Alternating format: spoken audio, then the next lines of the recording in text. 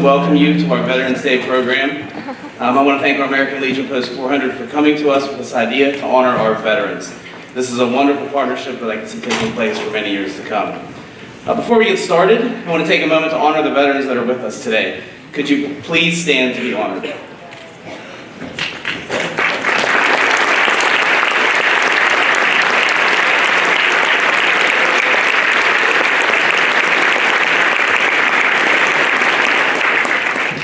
Also, we have one student who is enlisted in the military as well, Jonathan Lilly. Very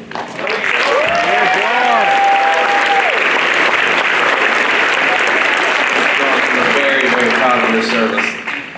From one veteran to another, I want to thank you for your service to our great country. Just a little thing to our students. Special moments like today are designed to honor our heroes. Do not take these moments lightly.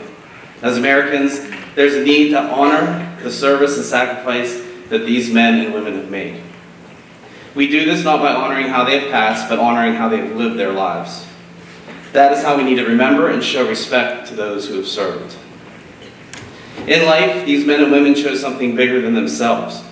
They chose to accept the hardships and personal risk to defend the values that our great country holds so high. Our veterans are people who truly embody the important values and traditions of our nation. If you want to honor our fallen, if you truly want to give meaning to the sacrifice, you can do more than honoring our veterans on one day a year. Here is my mission to you, our students. Help our wounded warriors. Thank a random veteran for their service. Take time to ask where they served. Simply talk to them and truly listen and learn from our heroes. Let us dedicate ourselves to selflessness and patriotism that is needed so much in this world today. As an educator and as a veteran standing before you, I urge you to take in this event that is being presented today and allow it to help you show your kindness and respect. Allow this day to help you remember, help you to honor, and help you to respect our veterans. Let me finish by quoting General George Patton. He said, "It is foolish and it is wrong to mourn those who have died. Rather, we should thank God that such men lived." Today, let us not mourn our fallen, but let us celebrate the courage and praise them for their selflessness. My hope is they are able to look down upon us and know that their lives had meaning. On behalf of all veterans, past, present, and future, thank you for allowing me to bring meaning to the sacrifice of so many, and thank you for remembering. Thank you. Each and every one of you would please rise. We're going to honor our country with this national anthem.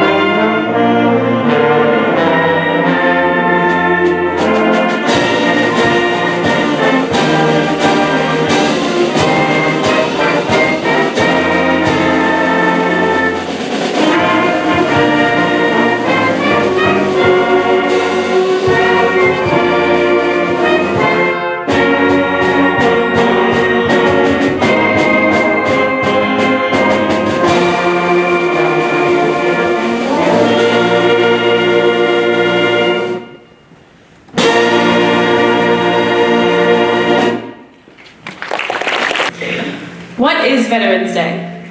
In 1918, World War I ended in the 11th hour on the 11th day of the 11th month. The entire world celebrated. An armistice or truce was agreed upon between Germany and the Allied forces led by the United States, declaring the war to end all wars was finally over. The next year, on November 11th, the United States called the day Armistice Day in honor of the men and women who risked and sacrificed their lives during World War I. On Armistice Day, surviving soldiers marched in parades through their hometowns. Politicians and veteran officers gave speeches and ceremonies in thanks for the peace that had been won. In 1954, Congress passed legislation to replace the word armistice with veterans and officially honor all veterans on Veterans Day. Oftentimes, people confuse the meaning behind Veterans Day with other military holidays, such as Memorial Day and Armed Forces Day. Armed Forces Day, the third Saturday of each May, honors those serving. Memorial Day, the last Monday of each May, remembers those who died while serving. Veterans Day, the 11th day of each November, honors those who served. Branches of the military. United States citizens are protected by 5 branches of the military, each with specific responsibilities. Army. The Army is the largest and oldest branch of our military. Established in 1775, it consists of highly trained soldiers and officers whose primary job is to protect and defend the United States on land locally as well as internationally. Marines. The Marines, also known as the Marine Corps, make up one of the smaller branches in the United States Armed Forces. However, when there is a sudden emergency, they are the branch to be called upon, because their size allows them to respond quickly to situations. The Marines are also known as the infantry of the Navy, meaning they specialize in land and sea operations. The Navy is a branch in the United States Armed Forces whose mission is to protect the waters surrounding our country and perform military operations at sea. The Navy constantly patrols the water for safety and in times of need may be ordered to attack enemy ships. The Navy is also called upon to transport supplies or when there is trouble at sea that doesn't necessarily involve an enemy. The Air Force. The Air Force is the youngest branch in the United States Armed Forces, with the primary mission to protect Americans from enemy attacks in air and space. Through the use of satellites, the Air Force is able to monitor suspicious enemy activity both at home and internationally. Coast Guard. The Coast Guard's primary mission is to protect the United States coastlines and military ports. They specialize in law enforcement at sea, sea rescue, and immigration control. In times of conflict, the Coast Guard is deployed to help the Navy when needed. At this time, the band will honor our military by performing each branch's service song in the Armed Forces Salute. It's a tradition for veterans when the song of their service, be it Army, Navy, Coast Guard, Marines, or Air Force is played, they come to the position of attention in honor of that branch. We have veterans sitting over here to your right, the lower half of the auditorium. They will stand as their song is played. We are starting with the United States Coast Guard. Roll up. 1, 2, go.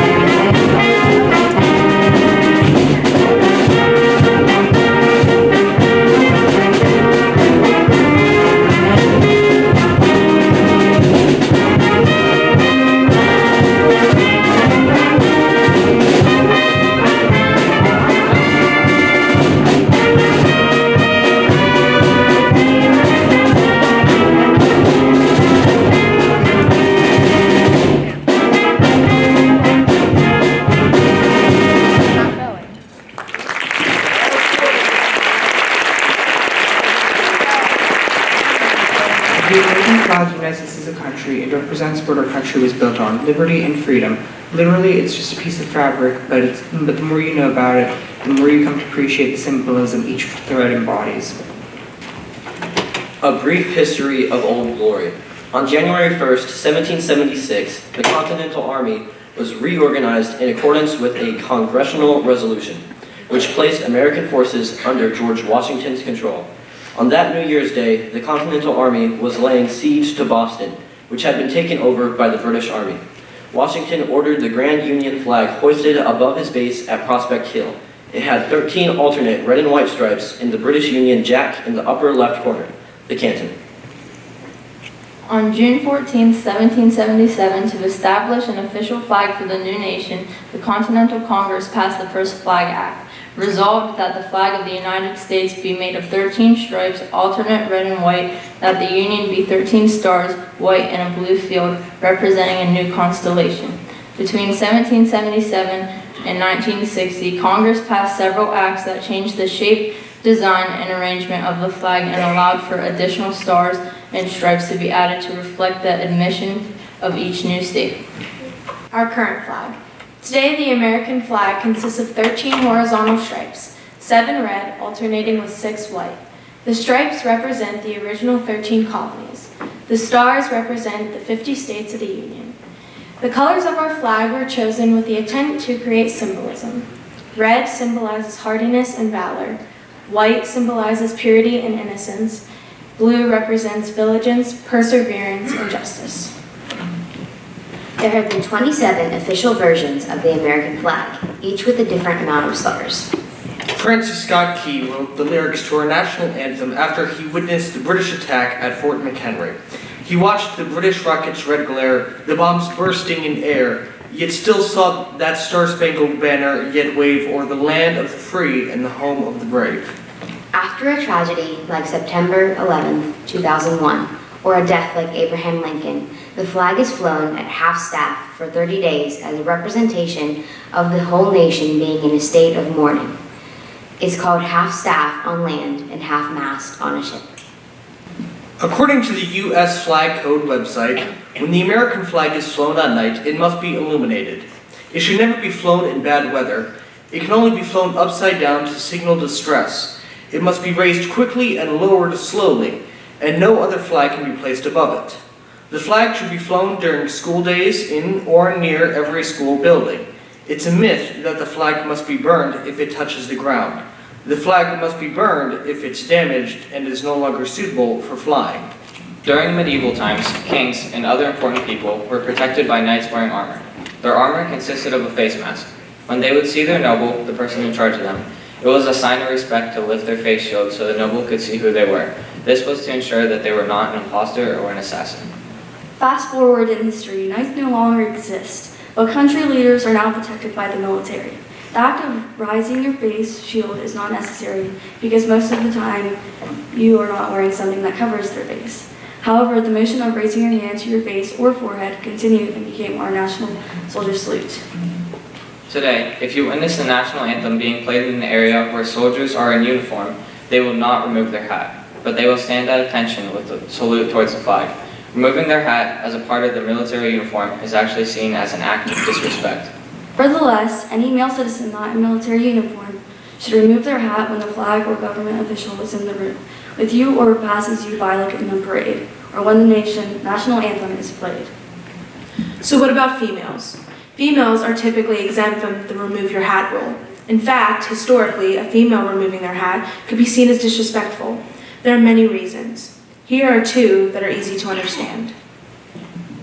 When the custom started, females' hats were often attached to the hair with multiple pins, and it would be very difficult to take off, hence taking their attention away, so they were too busy messing with their hat and not paying attention to the flag. Women covering their hair wearing a hat or bonnet is historically a sign of respect. In the days when showing an ankle was promiscuous, a woman's hair was considered one of her most attractive features. If a woman had her hair showing in church or during the national anthem, it would distract the men from paying attention.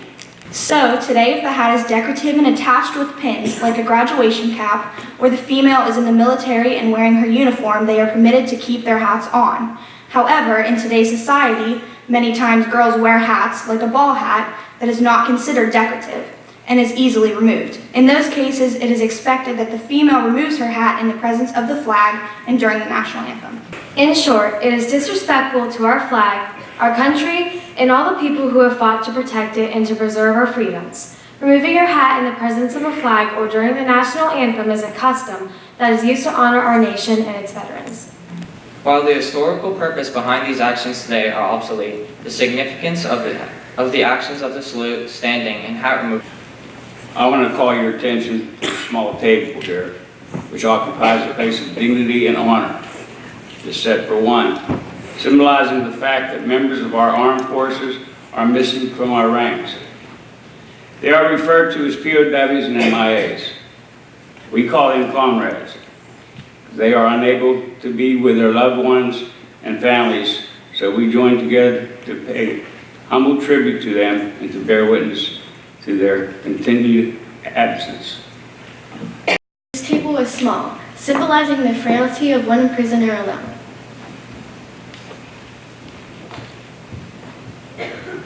The tablecloth is white, symbolic of the purity of their intentions to respond to their country's call to arms.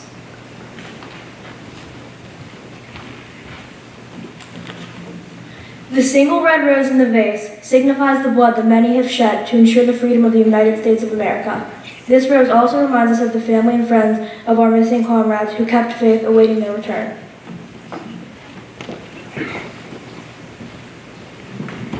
The red ribbon on the vase represents the red ribbons worn on the labels of thousands who demand, with unyielding determination, a proper account of our comrades who are not among us.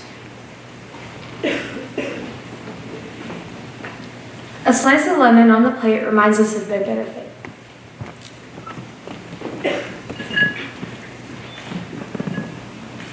The salt sprinkled on the plate reminds us of the countless volunteers of families as they wait.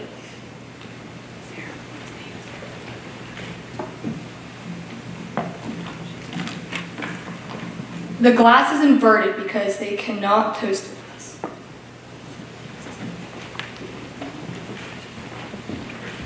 The chair is empty because it is not here.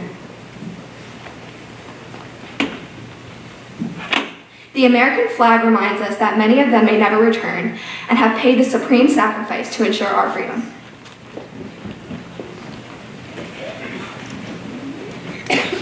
The candle is reminiscent of the light of hope that lives in our hearts to illuminate their way home, away from their captors, to the open arms of a grateful nation. Let us remember and never forget their sacrifice.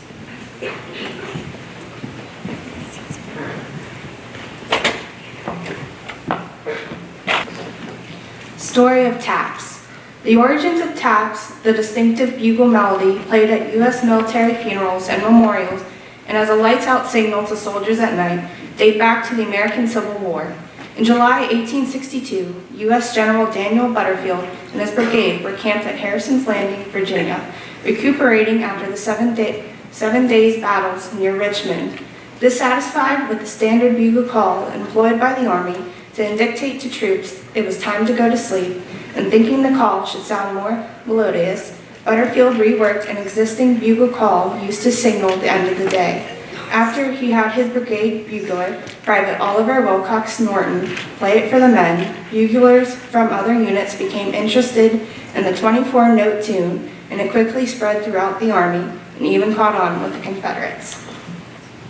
Not long after Butterfield created taps, it was played for the first time at a military funeral for a Union Canada killed in action. The man's commanding officer, Captain John Tidball, decided the bugle call would be safer than the traditional firing of 3 rifle volleys over the soldier's grave, a move which couldn't be confused by the nearby enemy as an attack. As for the name taps, the most likely explanation is that it comes from the fact that prior to Butterfield's bugle call, the lights out call was followed by 3 drum beats, dubbed the drum taps, as well as the taps, and then simply taps. When Butterfield's call replaced the drum beats, soldiers referred to it as taps. Taps now is played by the military at a burial and memorial services to accompany the lowering or the folding of the flag and to signal the lights out at day's end. 21 gun salute. If you have ever been to a military funeral, You may have witnessed what many of us refer to as the 21-gun salute.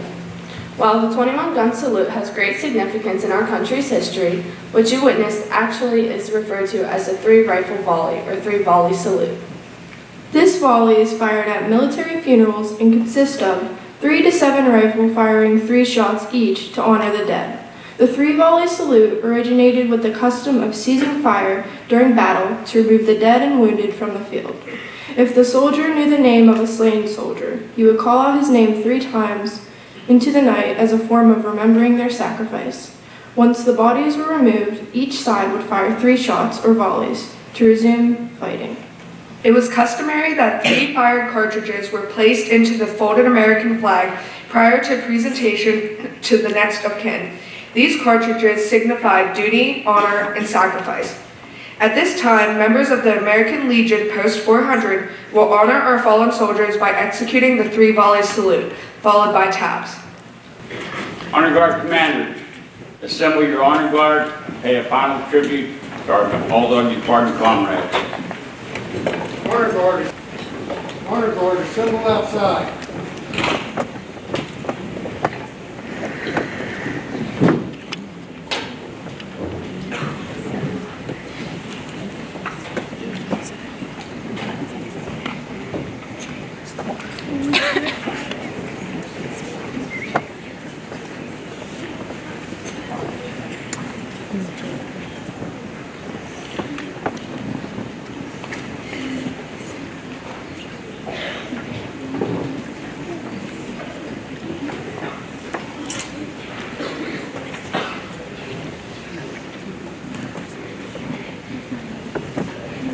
Firing squad, stand up.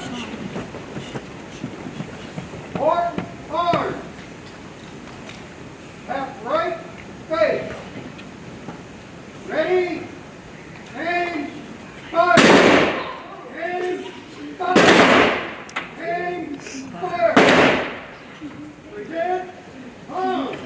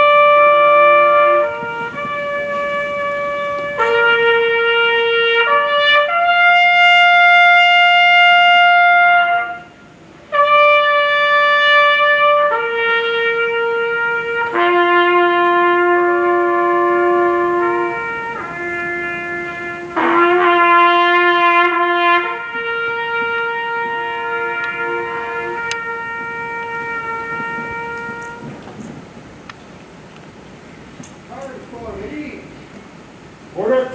One. The folding of the American flag. Have you ever noticed on TV or at military funerals, the honor guard pays meticulous attention to correctly folding the American flag? It is actually folded 13 times, with each fold designated to represent something specific.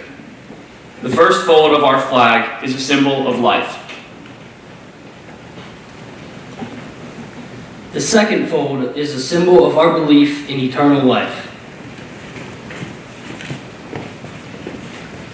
The third fold is made in honor and remembrance of the veterans departing our ranks who gave a portion of their lives for the defense of our country to attain peace throughout the world. The fourth fold represents our weaker nature, for as American citizens trusting in God, it is to Him we turn in times of peace, as well as in times of war, for His divine guidance. The fifth fold is a tribute to our country, for in the words of Stephen Decatur, our country, in dealing with other countries, may she always be right, but it is still our country, right or wrong. The sixth fold is for where our hearts lie.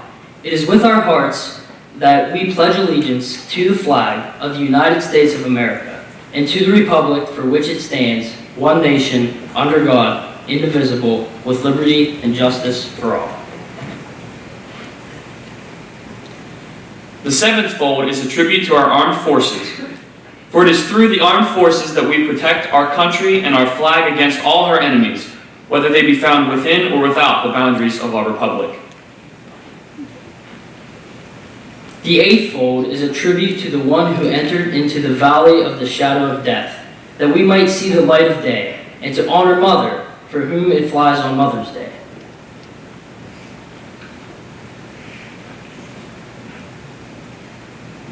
The ninth fold is a tribute to womanhood, for it has been through their faith, their love, loyalty, and devotion that the character of the men and women who have made this country great has been molded. The 10th fold is a tribute to the Father, for he too has given his sons and daughters for the defense of our country, since they were first born.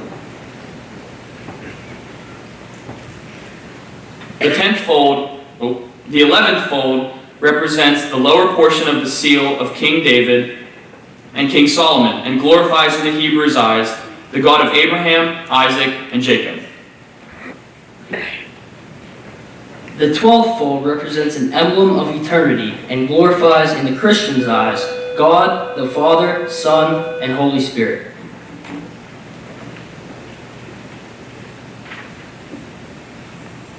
The 13th fold completes the folded flag, and the stars are uppermost, reminding us of our nation's motto, "In God we trust."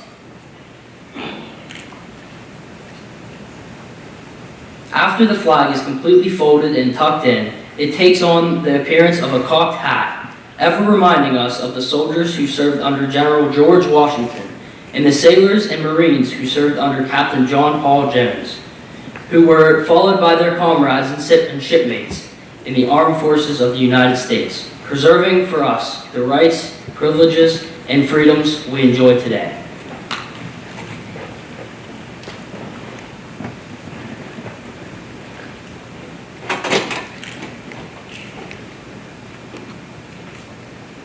I will be presented to a family member to put on display forever. Although there are only 3 days designated by the government, Veterans Day, Armed Forces Day, Memorial Day, in honor of veterans and those who are serving. Each and every day we have to thank those who went in the past. We call them comrades, departed comrades. At this time, we want you just to think about your family, how it may have been affected by the death of someone who served this great nation. Remember the word great, greatest nation in the world. Those gentlemen and ladies sitting over here that have worn a uniform, I'm very proud of what they've done. And they continuously honor those who departed our ranks. So at this time, the combined band will play in honor of those departed comrades, "Nearer, My God, to Thee."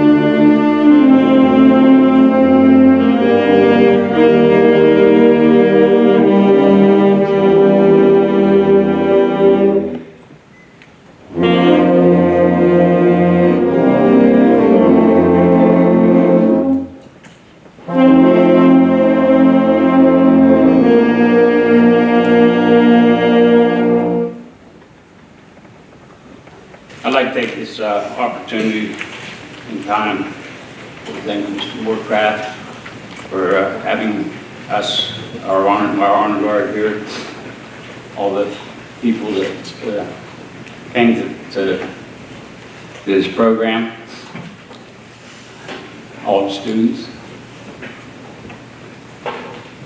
Mr. Frank Rico and his band, the Legion Band, and Mrs. Margaret or Walker, sorry about that. I knew her from a long time ago.